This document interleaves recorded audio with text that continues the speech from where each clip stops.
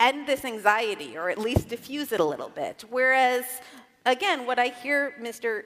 Peterson talking about as political correctness is something much more broad and much more kind of much more fundamental to social change. And you're talking about, you know, you want me to define, or one of us to talk about when the left goes too far. And if I'm, you know, I certainly don't want to be a woman putting words in your mouth, but if I hear you correctly, what you're saying is that you want me to kind of renounce Marxist categories, or to... It's up to you. Well, I just want you to do it. I want you to define when the left goes too far. You can do it any way you want. Like I said, I think that the left goes too far when it is violent or censorious, when it tries to shut people down or no platform them, or when it acts violently. I'm not sure what you expect Something beyond deeper. that. Something deeper, how? Yeah. Well, I'd like you to contend with the set of left-wing ideas that produced all the left-wing pathologies of the 20th century, and to define how you think standard left-wing thinking, which has a valuable place, goes too far, since it obviously does. Has the right gone too far? Has the right gone too far? Of course the right has gone Tell too us far. how. Well, how about Auschwitz? I mean... Well, I was talking about 20th century right? politics. What else? More recently, what has gone wrong with the right?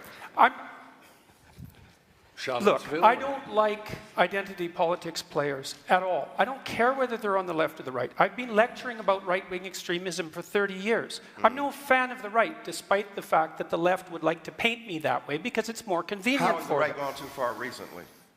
Well, where? It's threatening to go too far in identitarian Europe, that's for sure.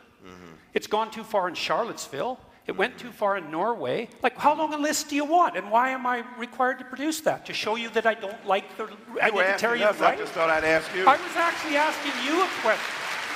So your assumption is somehow that I must be on the side of the right. It's like, look, the right hasn't occupied the humanities and the social sciences. It's as simple as that for me. If they had, I'd be objecting to them.